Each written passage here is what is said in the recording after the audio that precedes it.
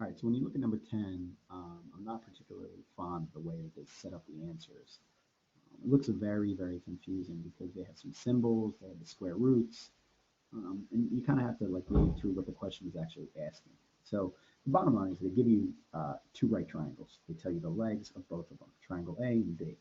So whenever you see a problem like this, one of your best things you could do, in your best interest, would be to kind of just use Pythagorean theorem. You know, you have right triangles, so you want to draw the two right triangles. So you have A and B, and you'll have to draw it perfectly. This is 5 by 5, and this is 4 by 6.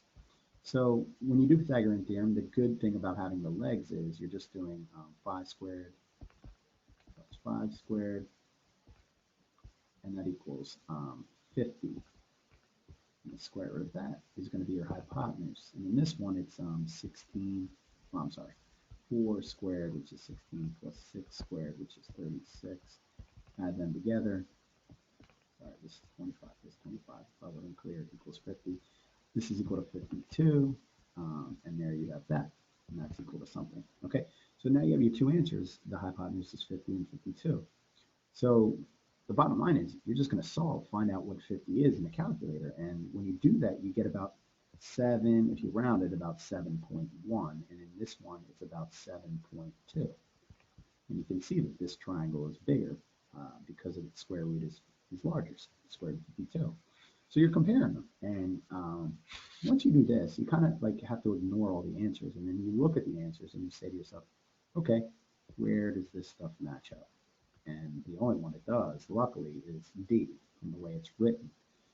So you can kind of see that 5 times the square root of 2 is 7.1, and 2 square root of 13 is 7.2, and then comparing them, you have 7.1 smaller than 7.2, and D is the answer.